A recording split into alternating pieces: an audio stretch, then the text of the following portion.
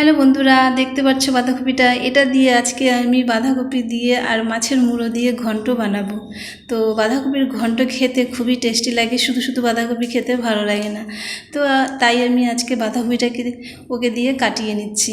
তো দেখতে পাচ্ছ কি সুন্দর ঝিরিঝিরি করে কেটে দিচ্ছে। তো বাঁধাকপি যত ঝিরিঝিরি করে কাটা যাবে ততই সবজিটা টেস্টি হবে, মানে ভালো হবে আর মুজে যাবে। তো তাই ওকে দিয়ে আমি কাটিয়ে নিচ্ছি। দেখতে পাচ্ছ বেশ কাটা হয়ে গেছে। এবার বাঁধাকপিটাকে আমি ভালো করে ধুয়ে নেব, ধুয়ে নিয়ে সেদ্ধ করব, মানে ভাপিয়ে নেব। তো ভাপিয়ে নিলে কি হয়, যে গন্ধটা থাকে একটা বাঁধাকপি যেটা গন্ধ থাকে সেই গন্ধটা চলে যায়। এই যে দেখতে পাচ্ছ বাঁধাকপিটা কাটা হয়ে গেছে।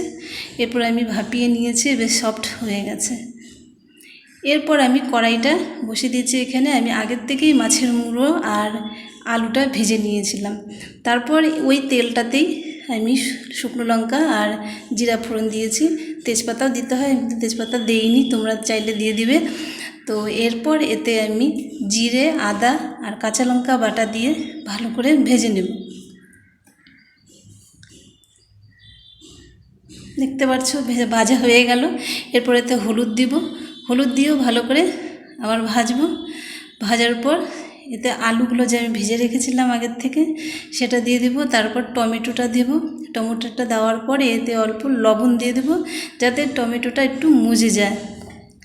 দেখতে পাচ্ছ এবার টমেটোটা মুজে যাবে লবণ দিয়ে। তো ভালো করে এরপর ভেজে নিলাম। আবার আমি বাঁধাকপিটাকে এর মধ্যে ঢেলে দেবো, দেওয়ার পর আবার নাড়াচাড়া করবো ভালো করে।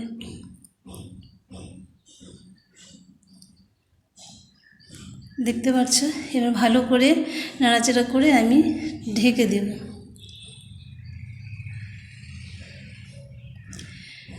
ঢেকে দেওয়ার পর এবার তুলে নিয়েছি, দেখো একটু জল ছেড়ে দিয়েছে বাঁধাকপির থেকে।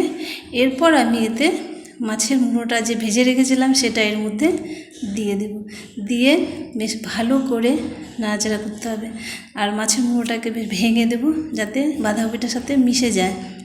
দেখতেই পারছো। এরপর আমি এবার আবার ঢেকে দেব।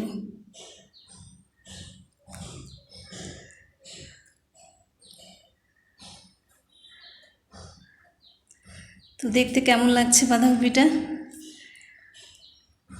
তো আমার খুব ভালো লাগে বাঁধাকপির ঘন্ট খেতে, আমার খুবই ভালো লাগে। শুধু শুধু বাঁধাকপি ভালো লাগে না, মানে মাছের মুড়ো দিয়ে করলে খুব টেস্টি লাগে। তারপর স্বাদের জন্য অল্প একটু চিনি দেব,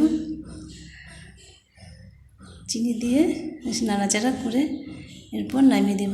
ভিডিও যদি তোমাদের ভালো লেগে থাকে তো অবশ্যই একটা কমেন্ট করে দেবে আর শেয়ার করে দেবে।